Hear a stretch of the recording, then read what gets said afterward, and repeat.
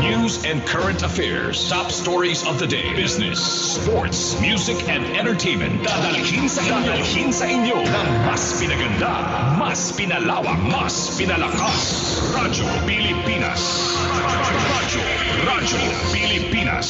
738 sa Metro Manila. Walang sinasanto. Anuman ang issue, sino man ang sangkot, hindi pagtatakpan, hindi kakampihan, papanig sa tama at totoo lamang. Walang sinasanto. Walang sinasanto. Diskusyong diretso sa punto. Talakayang bigay todo si Alex Santos. Walang sinasanto. Walang sinasanto. Dito sa Radyo Pilipinas, 738 AM. Hoy, magandang hapon Pilipinas, Luzon, Visayas at Mindanao. Launa na naman po ng hapon. Kaya tuloy po tayo dito sa ating pong programang Walang Sinasanto sa Radyo Pilipinas. Kumusta na po? Hoy, maulan ngayon ha. Inuulit po natin na kapag panahon po ng habagat, tayo po ay mag-ingat. Tayo po ay magdala ho ng ating pong mga panangga sa panahon po ng mga ganito, no? Pabigla-bigla pong buhos ang ulan. So para hindi ho tayo magkasakit, hindi po tayo hindi naman dulot po ang ulan ng COVID-19, pero para at least hindi po tayo magkaroon po ng symptoms like ng COVID, manatili po tayong protektahan po natin ating pong sarili sa pagdala ho ng mga panangga sa ulan, ha? Para at least hindi po tayo makakadagdag sa problema ho natin sa ating pong kalusugan. Okay. So ano ating pag-uusapan ngayong araw po ng Tuesday, June 22, 2021? Aba, ang dami hong mga marami ho ang mga kaganapan mula po doon sa naging pahayag po natin po Pangulong Duterte patungkol po sa patungkol muna po tayo sa face shield.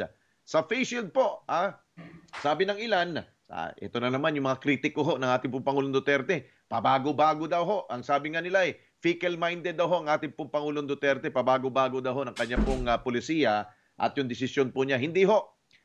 Ang kanya pong pagpapasya, dito ho sa una siguro ho, nung binanggit po niya siguro kanila Senate President Tito Soto, sa ilang pa mga mambabatas na siya po'y go.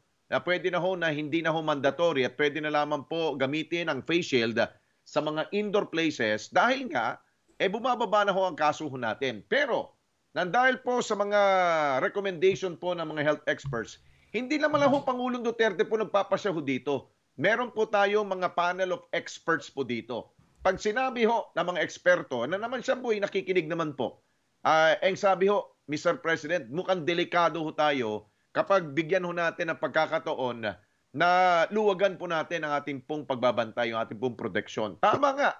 Kaya ang ating pong Pangulong Duterte, binago ho niya ang kanya pong sinabi. Dahil nga, meron pong pinagbasehan po na siyensya, may pinagbasehan po ng medical expert opinion. So, ibig sabihin po niyan, hindi po siya yun.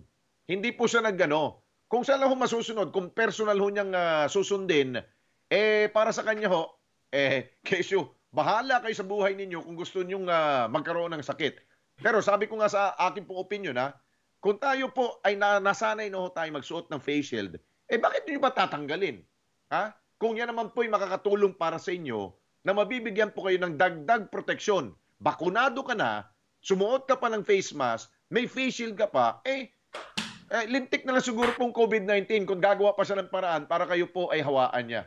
Pero kung kayo po ay nag-iingat sa inyong pong kalusugan at pinagpapahalagahan ninyo ang inyong buhay, hindi ho kayo matatamaan po ng COVID-19.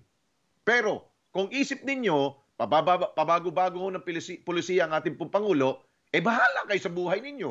Nasa sa inyo ho yan It's your own life. It's your own health. Hindi po sa kanya ho yun. Pero nakinig po siya sa ating pong mga eksperto. Nakakainis lang kasi mga komentaryo na nakikita ko sa mga komentaryo. Ito, pabago-bago ng pulisiya.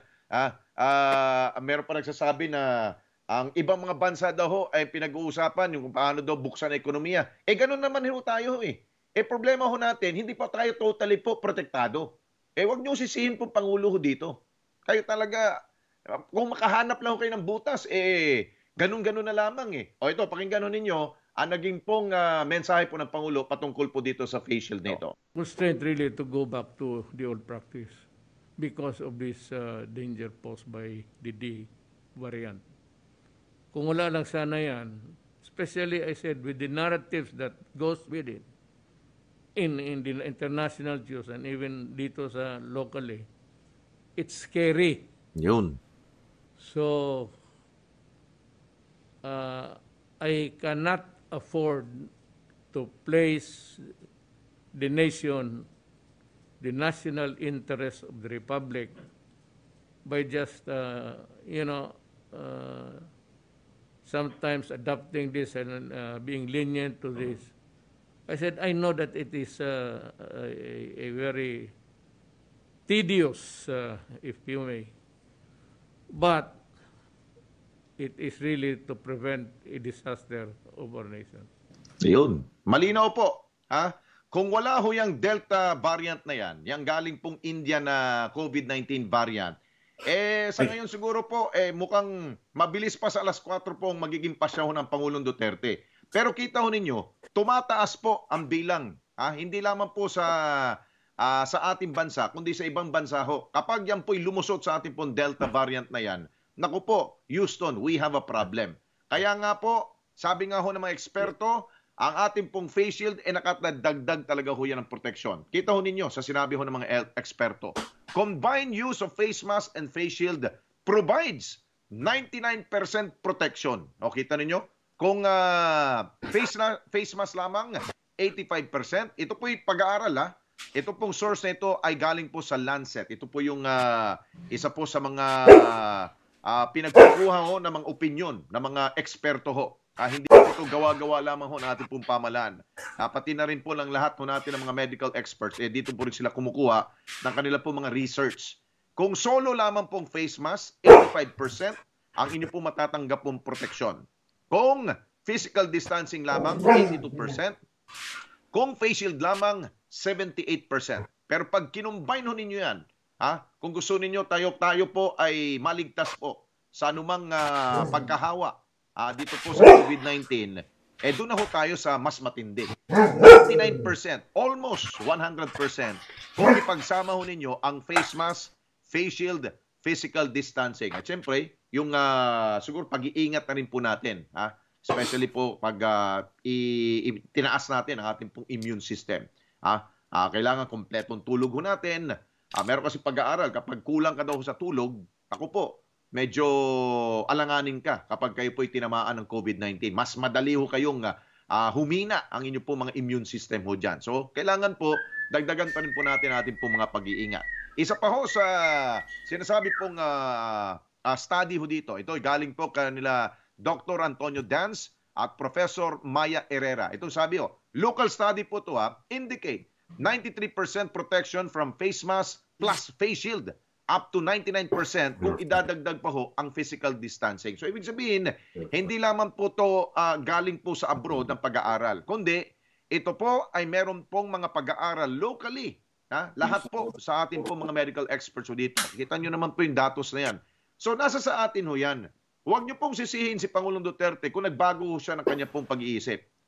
Kung nagbago ho siya ng kanya pong mga desisyon. Dahil nga po, siguro nung panahon na nag-usap sila ng ilang po mga mambabatas, nang ginawang binagbabasehan po nila na, sabi naman niya, okay naman daw yung panahon na yun, okay. Pero, siyempre, dumaan po sila sa isa pong pagpupulong at siyempre, nakikinig pong Pangulo. We have a listening president. At hindi po siya kapritsuan po niya na, hindi, tanggalin na dahil nakabanggit na ako dito kay Senate President Tito Soto Baka naman magtampo yung presidente ng Senado dahil nga babawiin ko ang sinabi ko sa kanya. Hindi ho yan. Tama si Pangulo.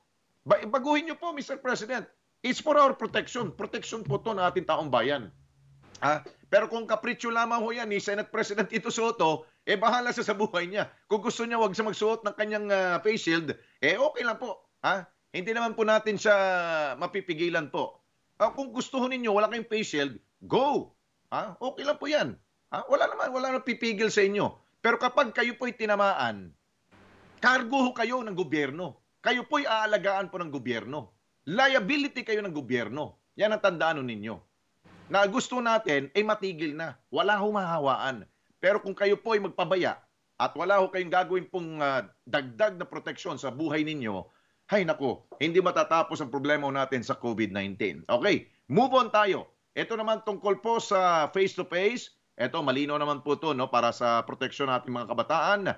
Nagpasya na rin po Pangulong Duterte na wala muna hong gagawin pong face-to-face classes dahil nga po sa bilang po ng mga estudyante ho natin, we have about 27 million students at 84,000 teachers. Ang sabi po ng Pangulo, kailangan na natin pag-ingatan po sila. Ito, pakinggan natin ang naging tinig po tungkol po dito sa recommendation sana po ng DepEd na kung maaari daw po ay simulan na ito pong face-to-face classes.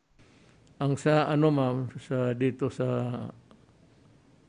face-to-face, I think I am not inclined to agree with you.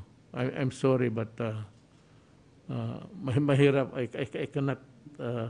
I cannot gamble on the health of the children. I hope you'd understand.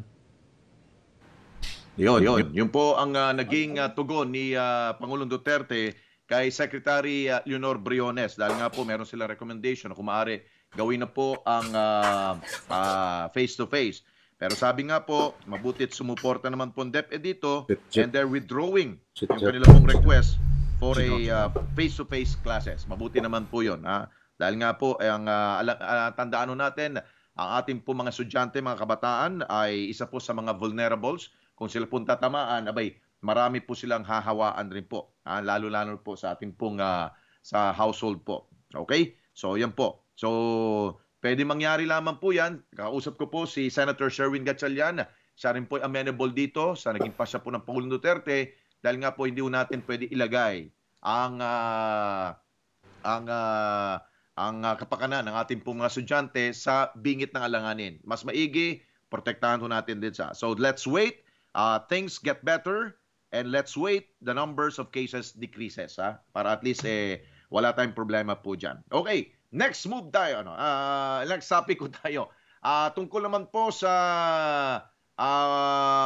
itong malaki rin pong pinag-uusapan ngayon dahil nagbanggit pong Pangulo doon po sa mga humihindi po sa bakuna.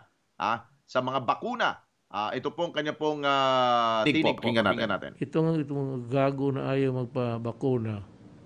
And they are really the carriers. If you are, they can, travel from one place to another, carrying the virus and then contaminating other people. Ito yung ayaw mapagbakuna. Kaya kung ayaw pabakuna, babakuna ko yung sa bakuna ng baboy. Yung ivermectin.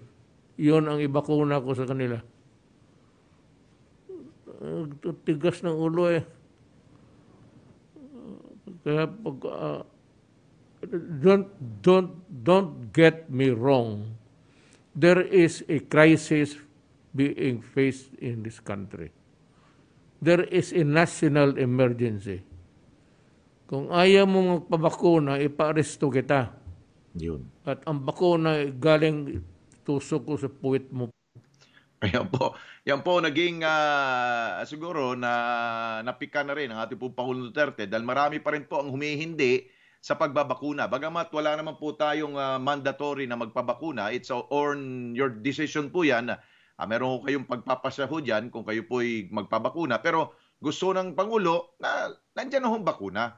Ba't hindi ho ninyo gamitin? So mamaya, kakausapin po natin, hingi ho tayo ng isa pong legal expert opinion. Ano ba ho? Dahil nga ho may nabanggit ng Pangulo na kayo po'y ipapa-aresto, yung pong hindi po magpapabakuna. Siguro hingi ho tayo ng paliwanag mula sa Justice Department dahil sila po'y may maalam po patungkol po sa usapin po ng legal. Pwede bang dakpin? Pwede bang hulihin yung mga ayaw magpabakuna? Dahil maaring lumalabas parang mandatory ba ang vaccination? Linawin ho yan ng ating pong inimbitahan ang Deputy Spokesperson po ng Justice Department. Walang iba kundi si Assistant Secretary Neil Bainto. Makakasama ho natin sa mamaya. At syempre, hingi rin po tayo para at least patas, hindi po sa parte ho ng gobyerno, hingi ho tayo ng isa pong legal opinion mula po sa ating pong Pinoy Street Lawyer. Walang iba kundi si Attorney DJ Jimenez. Mamaya po, atin po siya makakasama. Okay, Yan po ating po mga guests mamaya. Okay, pag-usapan naman ho natin tungkol po sa bakuna. Dahil meron ho mga lumalabas ngayon, ito pong Sinovac vaccine na pwede mo na siguro tawagan, Ivy, no? Si Dr. Ron Jean Solante, para isa po siya sa mga miyembro ho ng vaccine expert panel po natin. Dahil gusto natin malaman ano ba ho ang kasiguruhan, dahil marami ho kasing nagko-question ngayon. There are some questions, gaano ba kaepektibo po ang bakuna po ng Sinovac? Dahil meron pong balita dyan po sa Indonesia na bagamat sila po ay fully vaccinated na ho ng Sinovac ng China, sila rin po ay tinamaan. Marami ho sa kanila po mga healthcare workers, no? So this prompted some questions. Gaano ba kaepektibo? So hingin po natin ang punto de vista ho dito ni Dr. Ron Jean Solante para at least para mawala lang ho yung ating pong pangamba. Dahil nga, dito nga ho, na binabasa ko nga po sa isang pahayagan po mula po sa, tawag nito, sa lugar po sa Indonesia, na ang sabi nga po dito ay talagang marami pong tinatamaan po doon. Ito, sandali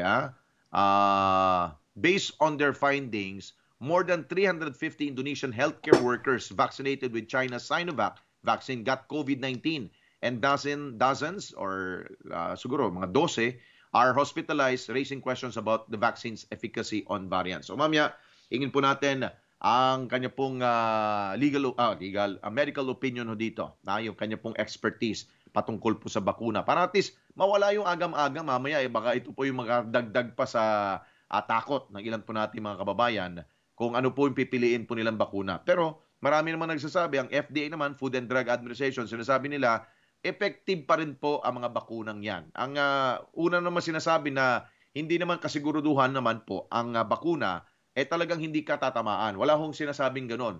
Ang sinasabi lamang po ng bakuna ay hindi ho kayo ma-hospital at hindi kayo hahantong po sa kamatayan. Yan po ang yan po ang kasiguruduhan nito pong bakuna na gawa ho sa China at any brand for that matter. So ibig sabihin, less ang mga hospital at less po ang mamamatay. Kundi totally na hindi kayo hahantong po sa cremation. Yun po ang dalaho ng pag-asa nito pong bakuna. Kaya nga ho tayo patuloy po na naghihikayat sa ating mga kababayan na magpabakuna na para at least hindi po tayo humantong po sa severe at critical case of COVID-19 at hindi po tayo humantong po sa kabaong o sa kamatayan. Di ba? So yun naman po ang hatid na proteksyon nito pong COVID-19. Pero kung pag sinabi, tatamaan ka, tatamaan ka talaga kung kayo po'y magpapabaya. Kahit na fully vaccinated ka, kapag nandyan po kayo sa piling na isa pong carrier, most likely, kayo po ay makakatanggap po ng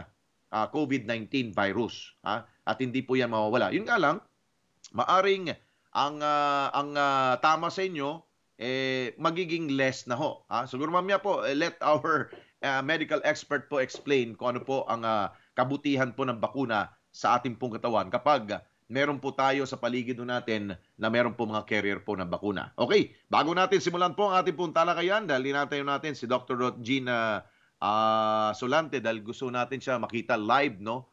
Pero wala po siya, wala dito sa akin pong live link nito. Anyway, makukuha muna tayo ng mga balita para hindi na masayang ating oras. Ito po, balita mula sa ating po mga kasamahan sa probinsya. Dagdag na mga bakuna ng Pfizer para daw sa mga priority groups natanggap na ho ng Dagupan City LGU. Detalye mula kay Sara Cayabyab. Sara, go ahead. Radyo Pilipinas. Report.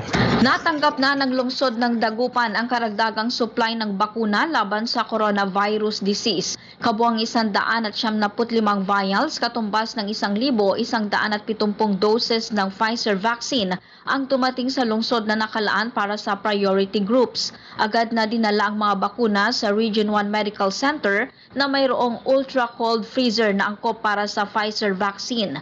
Ang 98 vials o 588 doses ay nakalaan sa vaccination program ng City Health Office, habang ang 97 vials o 582 doses ay inilaan para sa pagbabakuna ng Region 1 Medical Center.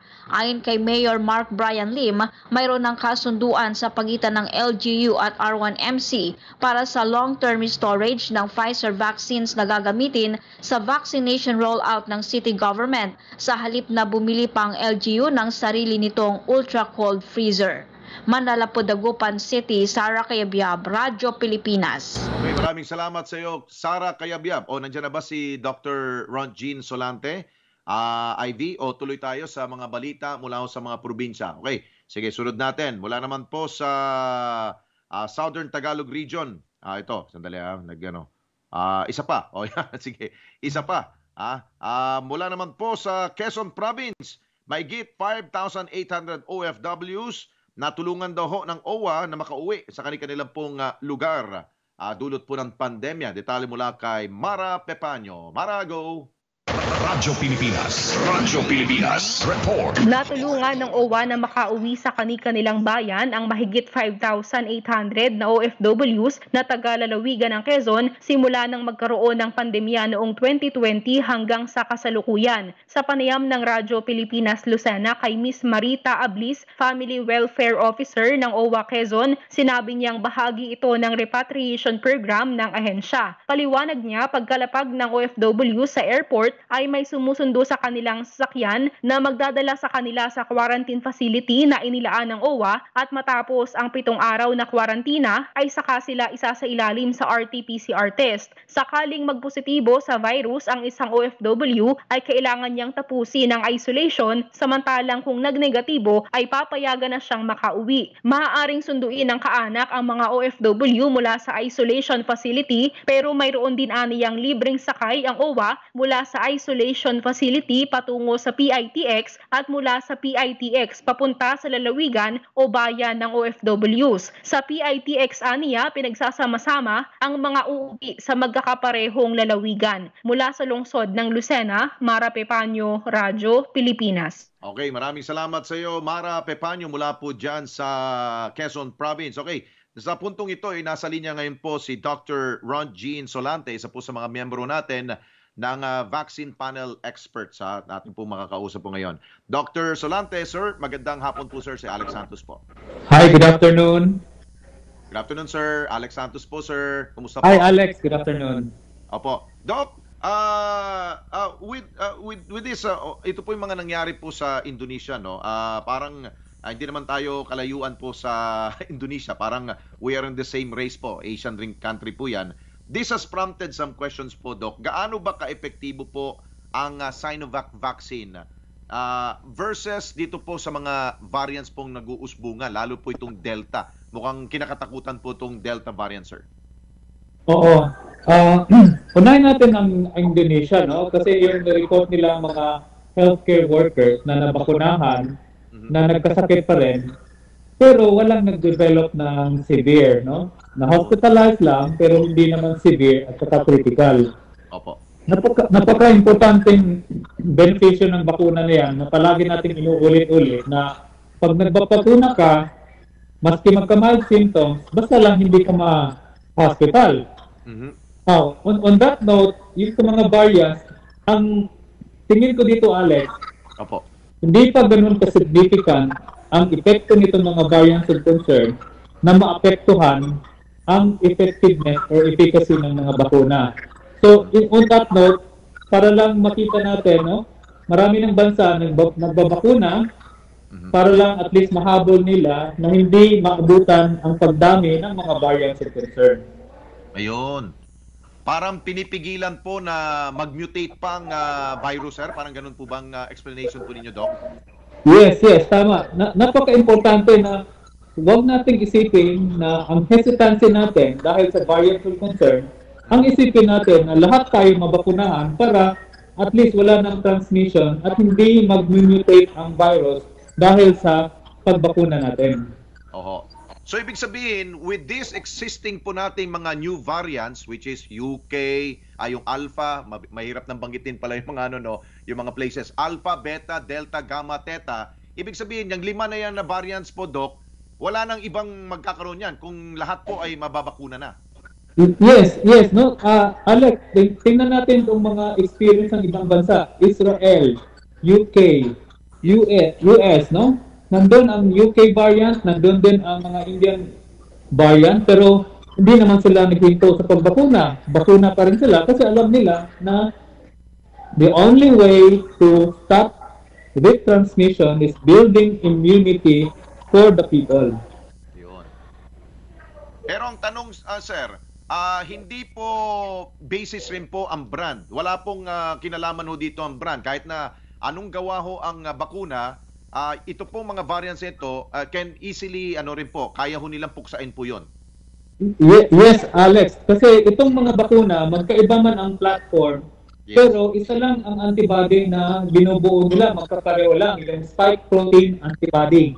So, ibig sabihin, kung ano man yung efficacy ng Pfizer, hindi rin lalayo yung mga ibang bakuna na pumapasa sa FDA evaluation. Pero ang chances po, Doc, kunyari kung ako po ay, based on my experience, ako po ay bakunado ho ng Sinovac, fully vaccinated na po ko. Kung ako po ay meron pong kapiling na isa pong positive case ng COVID, pwede akong mahawaan pa rin. Yun nga lang, less po ang mangyari, ako po ay ma-hospital at mamamatay. Tama po ba, Doc? Yes, correct. Tama yan. Yun.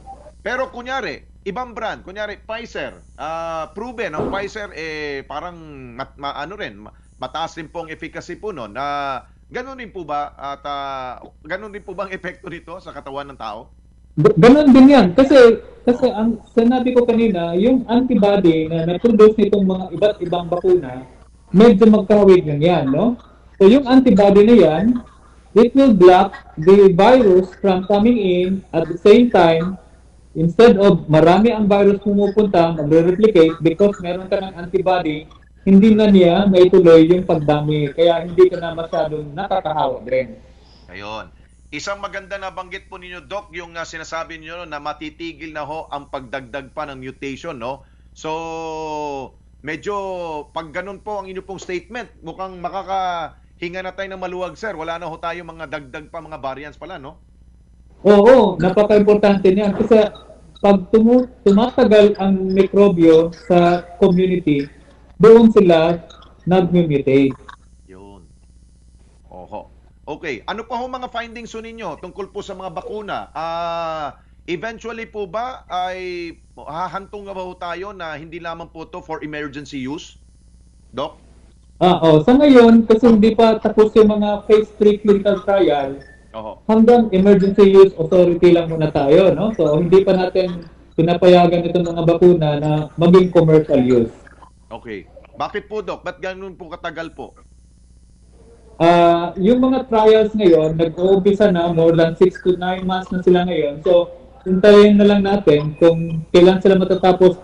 Kadalasan kasi nito, natatapos to 1 year and a half or up to 2 years. Okay. So, it will take siguro a year siguro po, no? Yan po ba ang inyong pong timeline na pwede na po itong ibenta sa sa merkado? Mukhang more than a year yata to, Alex, kasi yung mga trial ngayon pang 9 months ka lang eh. So ang kabuuan nito is going to end to dapat 2023. Okay. Tanong ko naman po, Doc, bilang magulang, para ho sa mga kabataan, ano ba ho ang inyo pong nakikita? When pwede na hong mabakunahan po ang ating po mga kabataan na less than 18 years old? Sa ngayon, ang mga bakuna pa lang na merong approval for sa mga bata, hindi bata, mga adolescent pa lang, no? Yung 12 to 15 years old, yung sa Pfizer. Pero wala pa tayong recommendation dito dahil ang priority natin ngayon sa Pilipinas, itong mga adult, kasi mas maraming adult ang merong infection kumpara sa mga bata. Ayun. Okay, with regards naman po sa mga doses, will there be a availability po ng bakuna na isang dose lamang po? At ito po ba epektibo po ba? Kung sakali man, sir.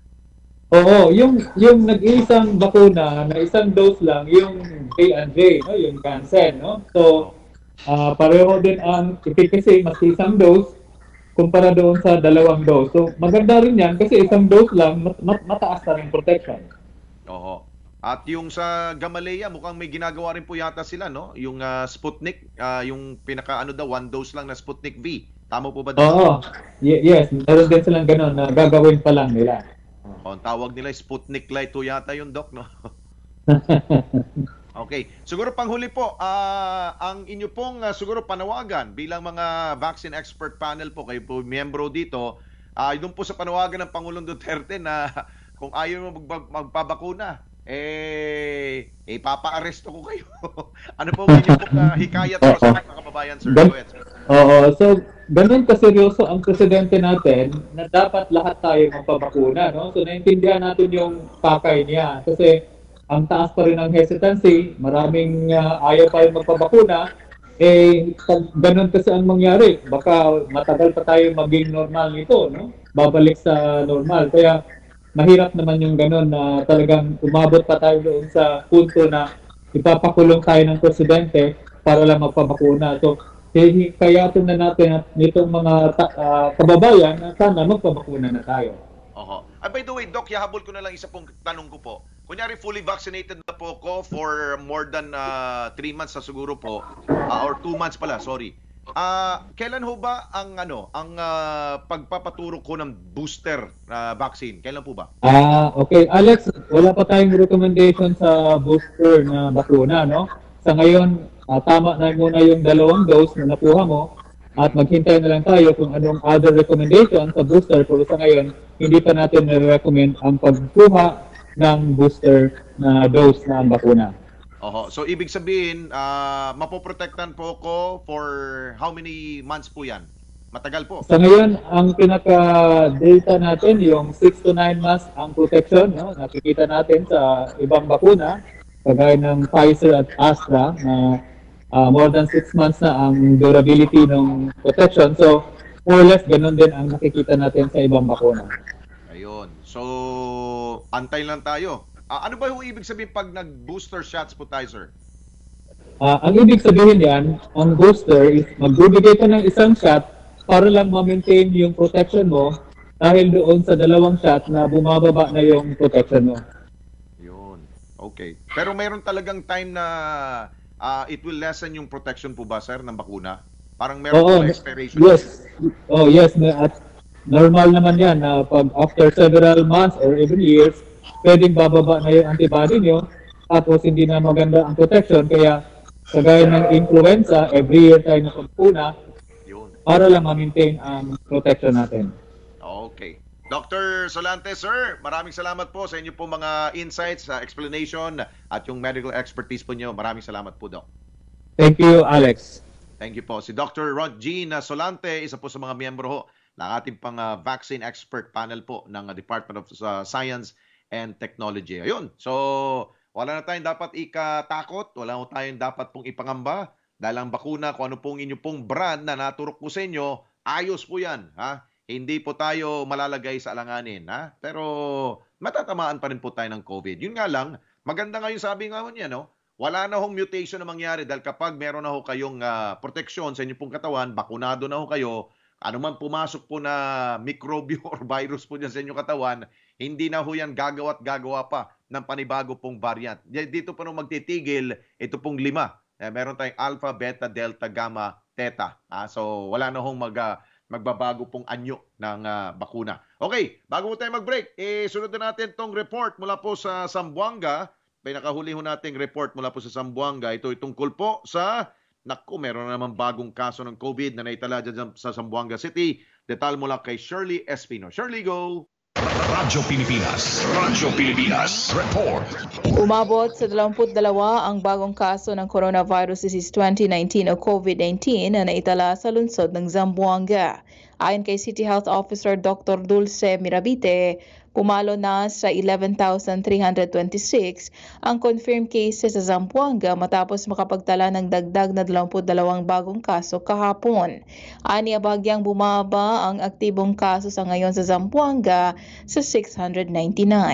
Sa ginanap na virtual presser kagabi ng Zamboanga Task Force COVID-19, sinabi ni Mirabite na mataas pa rin ang mga aktibong kaso sa komunidad o community transmission na nasa 88%.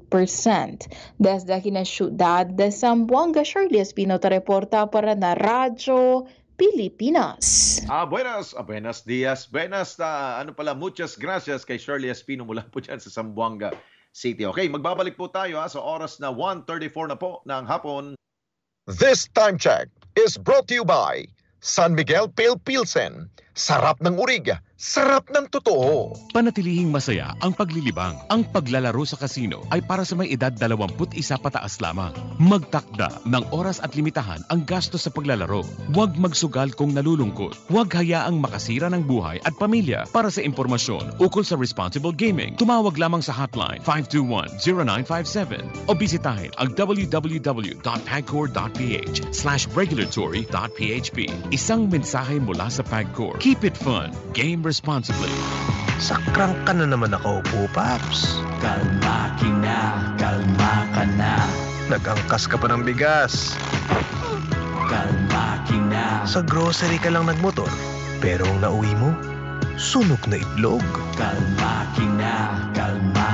Nag-Petron Sprint 40 ka na lang sana with thermal control system. With TCS formula. Controls heat, sustains power. Para laging chill mode sa road. Petron Sprint 40 motorcycle engine oil. Sustains power, controls heat, and protects engine for a smooth ride. Available in all Petron stations nationwide. Alam niyo bang masama ang pagtatanim ng mga puno o mga pananim o halamang matataas ang tubo malapit o sa daanan na linya ng kuryente? Bukod sa maaari itong makadulot ng pinsala sa mga nasa paligid nito, maaari rin itong maapektuhan ang daloy ng kuryente patungo sa mga kabahayan. May kaukulang parusa ang mahuhuling lumalabag dito, katulad ng pagkakakulong ng hanggang 12 taon at multa na hindi bababa sa 50,000 pesos. Makipagtulungan upang mapanatiling tuloy-tuloy ang daloy ng kuryente sa inyong lugar at saan man sa bansa.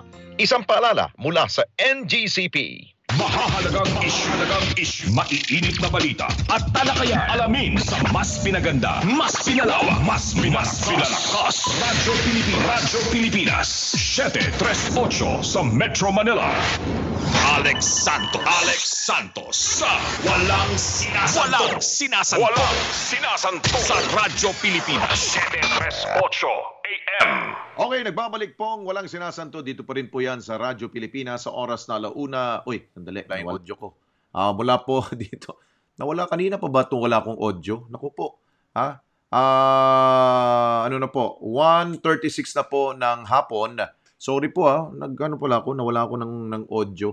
Naka-mute pala ho to. Anyway, bago natin dakuin po ang usapin tungkol po dito sa naging utos po ng Pangulong Duterte sa kanya pong Talk to the People kahapon, gusto ko parinig muna sa inyo yung pong sabi ho niya, dahil nga ho marami pa rin po ang umaayaw sa pagbabakuna. Pero sabi nga ho niya, posible kayo po'y magiging carrier ng COVID-19. Kaya kailangan ho magpabakuna ho tayo. Ito po ang naging tinig po niya. Pakinggan muna natin. Itong gago na ayaw magpabakuna, and they are really the carriers. If you are, they can, travel from one place to another, carrying the virus and then contaminating other people.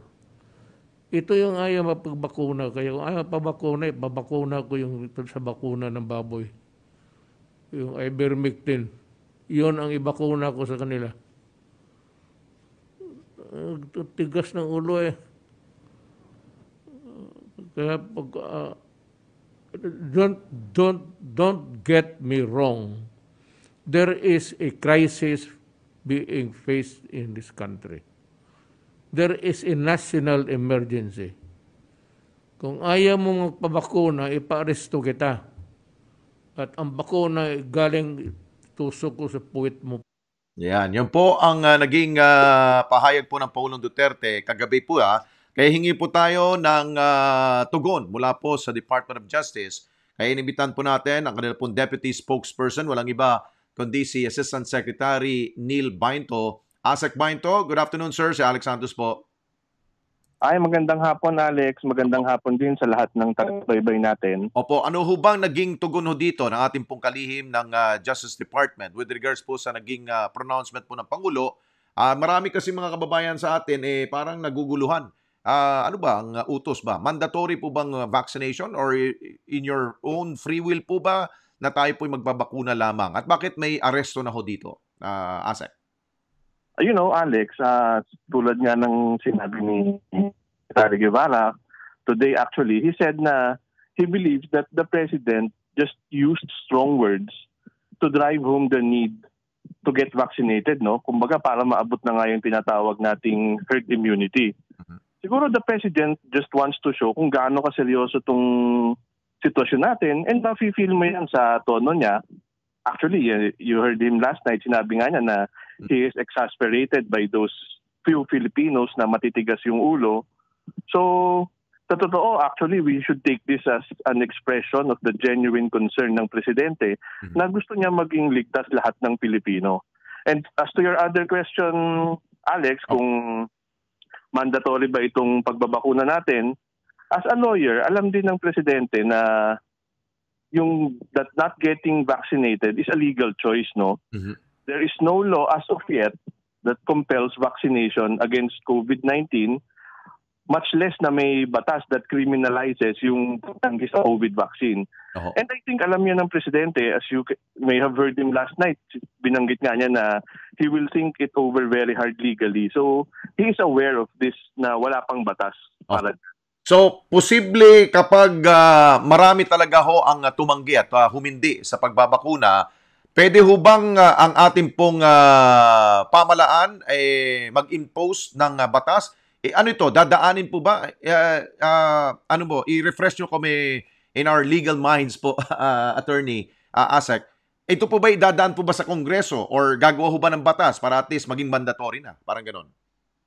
Oo, tama ka dyan, Alex. No? So, if it really becomes a policy, I would think at this point, kailangan natin ng batas talaga para gawing mandatory yan.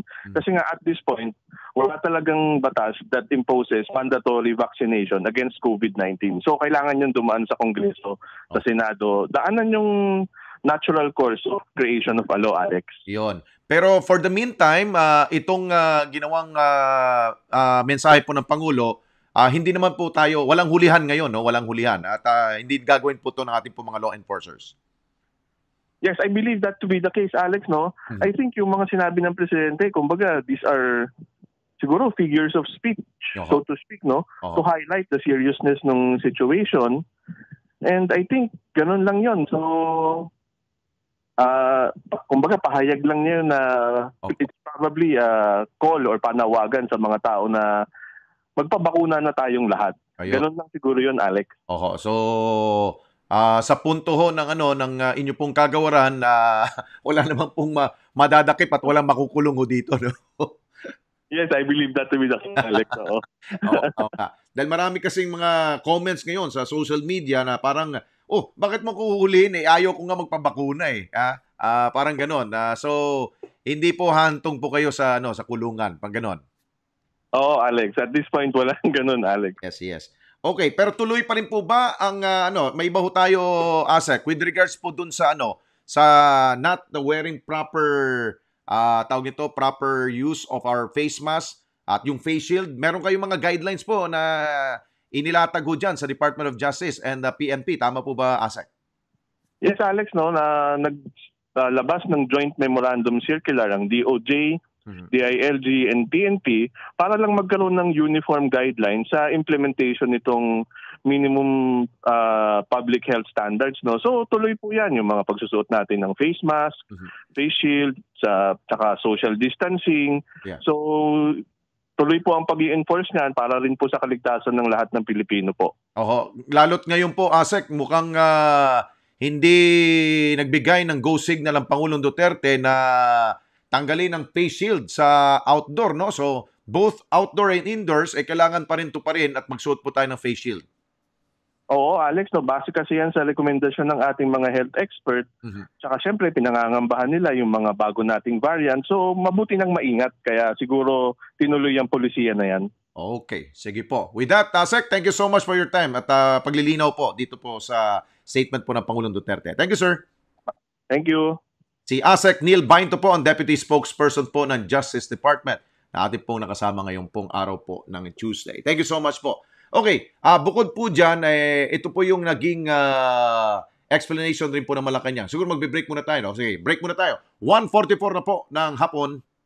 This time check is brought to you by San Miguel Pale Pilsen. Sarap ng urig, sarap ng totoo. Panatilihing masaya ang paglilibang. Ang paglalaro sa kasino ay para sa may edad 21 pataas lamang. Magtakda ng oras at limitahan ang gastos sa paglalaro. Huwag magsugal kung nalulungkot. Huwag hayaang makasira ng buhay at pamilya. Para sa impormasyon ukol sa responsible gaming, tumawag lamang sa hotline 521-0957 o bisitahin ang www.pagcor.ph/regulatory.php. Isang mensahe mula sa Pagcor. Keep it fun. Game responsibly. Sakrang ka na naman nakaupo, Paps. Kalma ka na. Nag-angkas ka pa ng bigas. Kalma na. Sa grocery ka lang nagmotor, pero ang nauwi mo, sunog na itlog. Kalma ka na. Nag-Petron Sprint 40 ka na lang sana with thermal control system. With TCS formula. Controls heat, sustains power. Para laging chill mode sa road. Petron Sprint 40 motorcycle engine oil sustains power, controls heat, and protects engine for a smooth ride. Available in all Petron stations nationwide. Alex Santos sa Walang Sinasanto sa Radyo Pilipinas 738 AM. Okay, we have 10 minutes to go bago ho mag-alauna 55. Ito, pakinggan ho natin ang naging explanation po dahil tinanong po siya si Secretary Roque with regards po sa naging statement po ng Pangulong Duterte with regards po sa pagdakip, no? Pero ito po ang explanation po ngayon po ng Malacanang. Pakinggan po natin si Secretary Roque. So, malinaw po yan. Sa jurisprudence po ng Pilipinas at ng Amerika, po pwede pong makumpel, po pwede pong ipatupad ang compulsory vaccination. Pero, kinakailangan po may legal na basihan. So, kinakailangan po natin either ng ordinansa or ng batas na magpapataw din ng parusa, no, doon sa mga ayaw magpabakuna. So, ang sinabi po ni Presidente kahapon, well, kung kinakailangan gawing mandatory yan, meron naman talagang legal na basihan yan, pero kinakailangan ordinansa or ng batas. Ngayon, malinaw po ang naging pong explanation po ng Malacanang. Pero kuha ho tayo ng isa pong legal opinion. Mula naman po sa isa pong Pinoy street lawyer. Walang iba kundi si Attorney DJ Jimenez. Attorney DJ, thank you for answering our call, sir. Attorney DJ. Yes, hello. Yes, hello. Good morning. Good afternoon po, Attorney DJ. DJ, kumusta po?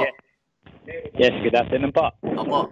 Okay, I'm sure narinig naman ho ninyo explanation po ng Malacanang, no? Pero ano ho ba sa inyo po, in your legal opinion, pwede ba bang huli ang ating gobyerno kapag hindi ka na nagpabakuna? Utuusin, tama naman na may legal na basihan lahat ng ipinapatupad na batas. In fact, meron tayong tinatawag na police power na kapangyarihan ng bawat estado na mag-come up ng isang batas na maaaring mag-interfere sa personal rights ng bawat mamamayan kung ito'y makakabuti sa sambayanan. Ngayon, yung public health safety, kung tutuusin, isang legal na basehan para magkaroon ka ng batas na mag-i-interfere doon sa mga karapatan ng bawat individual. Kaya lang, yung aspeto ng vaccination para maging mandatory, medyo ito'y isang usapin na kailangan pag-aralan kasi madaming factors na kailangan i-consider at kinakailangan binabalanse. Consistent sa human rights ng bawat isa, yung choice mo kung magpa-vaccine ka o hindi. Pero ang estado, pwede siyang mag-encourage lamang o mag-come up ng mga policies na maaari ka ring mapilitan. Ano? Halimbawa, sa European Union, may pinopropose na digital green certificate na bago ka makatravel sa mga members ng European Union, kailangan meron ka nito. Mapapakita mo na either negative ka o nagpa-vaccinate ka. Yun, legal yun dahil nire-regulate na yung paraan ng pagta-travel. Pero para gawin mo itong isang batas, tingin ko medyo malabo. Dahil una, yung medical literature ng mga vaccination, hindi naman 100% nagsasabing safe ito at madaming standards. Oho. Kaya naman, hindi natin masisisi ang Pangulo na medyo ipilit niya na talagang magpa-vaccinate na lahat kasi may ang science has done its part, no? Inaral din naman ito at lumalabas na para magka-herd immunity, kailangan madaming percentage yung makapagpa-vaccine. May mga mamamayan Pilipino siguro na kahit may paraan na ma-vaccinate, ayaw pa. Ayun. Sinasabi niya na magpa-vaccinate na kayo. Kaya lang, again, babalansehin mo rin kasi since decentralized ang vaccination, hindi mo rin naman maiaalis na may kani-kanyang locality na hindi maganda yung vaccination system na minsan kinakailangan pang maghanap ka ng kakilala para ka ma-vaccinate at kulang minsan sa coordination. So yun yung kailangan medyo iayusin yung sistema. Tingin. At attorney, kung hindi man manggagaling po ang pagpanday na isa pong batas, gawing mandatory po to, is it also applicable po kung pwede ho ba sa mga local government units po, especially sa kanila pong konseho, na pwede silang gumawa ng ordinansa na para makompel ang ilan po natin mga kababayan na magpabakuna? Naputol po kayo, maaari po bang pakita ng muli? Yung po bang mga LGUs, especially po sa mga nasa konseho ho nila, pwede ho ba silang bumuo na parang ordinansa na para mapilit po nila ang mga kababayan po nila dyan in their own constituents na magpabakuna? Maaari lang po silang magbigay ng mga insentibo. Ayun. Pero hindi ito sa palagay ko maging isang ang kapangyarihan ng bawat local government, Sir Alex. Opo. Tinatawag nating delegated powers din po ito. At ang kanilang kapangyarihan ay limitado sa sinasabi ng local government code. At sa local government code, hindi kasama rito yung mag-come up sila ng ordinansa na maaaring magpilit na magpa-vaccinate.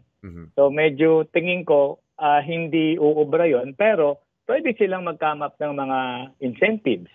Kasi ang role nga ng gobyerno, Sir Alex, is i-encourage. Pero hindi mo pwede i-penalize dahil sa ayaw. Oho. Dahil nga po, ang gusto kasi ng ating pong pamahalaan, especially sa national government, matapos itong problema natin ng COVID, no? Opo. Dahil yan yung herd immunity nga. Yes. Siyempre, kung madami ng vaccinated, yes, yung virus, wala na siyang pwedeng puntahan by its own siguro. Maaring, hindi ako doktor, pero siguro by its own, baka mawawala na yung virus kung halos wala na siyang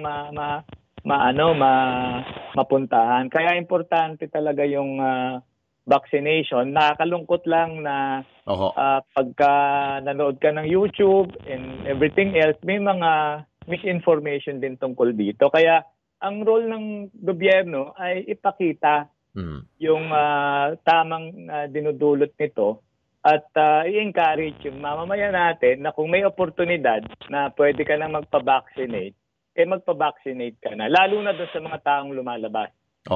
At ang isa rin po sa posibleng mangyari, ito rin pong kinakatakutan ko rin po, baka mamaya, meron pong ilan po natin mga kababayan, kapag meron hong nalaman po sila na ilan pong kapitbahay ho niya o kaibigan ho niya or kasalubong niya na hindi bakunado, baka magsimula po ito ng away. Oo nga po Oo. Kaya, although yun nga, sabi nga natin, siguro ang ating presidente talagang very colorful Siguro talaga hindi naman niya minibin yung sinabi niyang arestuhin. Dahil una sa lahat, pwede ka lang arestuhin kung ikaw ay may nang walang warrant, kung ikaw ay may ginawang krimen o may ginagawang krimen o gagawin pa lang yung krimen at may personal knowledge yung mag-aaresto na sa bagay na yun. Pero kung wala namang binabiolate na batas na penal in character, ano lang po yun, parang ingest lang siguro na sabi ng Pangulo. At alam naman natin na hindi lahat ng sinasabi ng presidente, minimin naman niya. So kaya siguro hindi na dapat bago yun para pagkaguluhan pa. Okay. Attorney DJ, thank you so much po sa inyo pong legal opinion, sir. Stay healthy and safe, sir. Salamat po. Si Attorney DJ Jimenez po, ang ating pong isa po sa mga legal expert.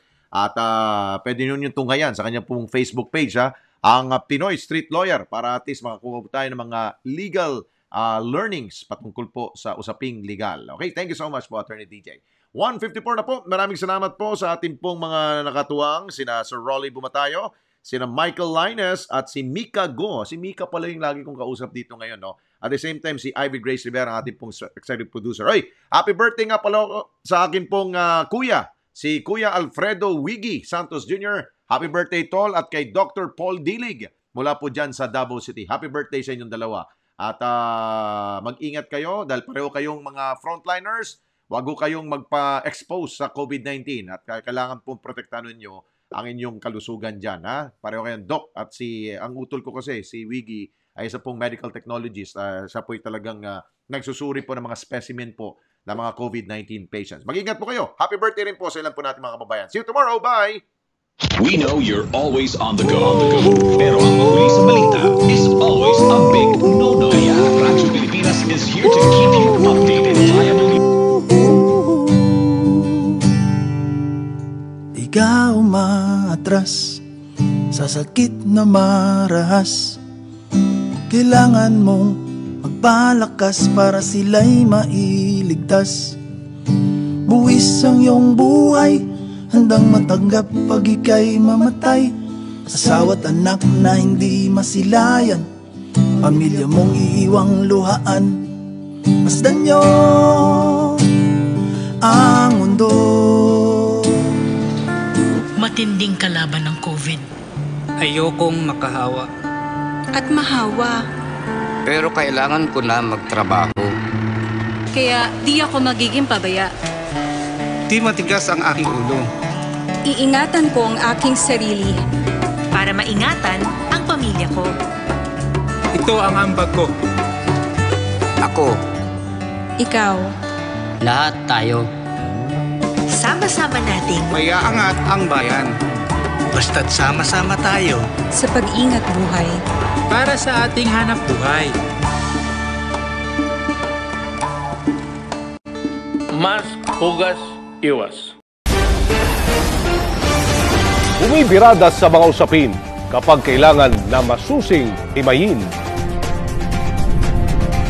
Ang tiwala ng tao ay lubhang napakahalaga, kaya aming tatapatan ng makatotohanang pagbabalita. Aksyon, solusyon para sa paglalahad na napapanahon. Hindi lang basta tapang, balita ang patas at makabuluhan. Naglilingkod gabi-gabi para sa makabuluhan, matapang at makatotohanan. Ulat Bayan. Maging patas at totoo, mahalaga ang pagtitiwala na ibinigay sa atin ng mga tao. Ilagay ang balita sa tamang konteksto at bigyan ng manonood ng bagong perspektibo. Magsilbing mata ng taong bayan, alerto lagi sa kapaligiran. Sa gitna ng krisis, kritikal na impormasyon ang magliligtas ng buhay. Ang pamamahayag ay hindi lamang simpleng propesyon, ito ay panghabang buhay na tungkulin. Sila ang mga magigiting na mamamahayag na inyong pinagkakatiwalaan. At ito ang mas pinalakas na PTV News, ang boses ng katotohanan para sa bayan. Ngayong gabi sa Ulat Bayan.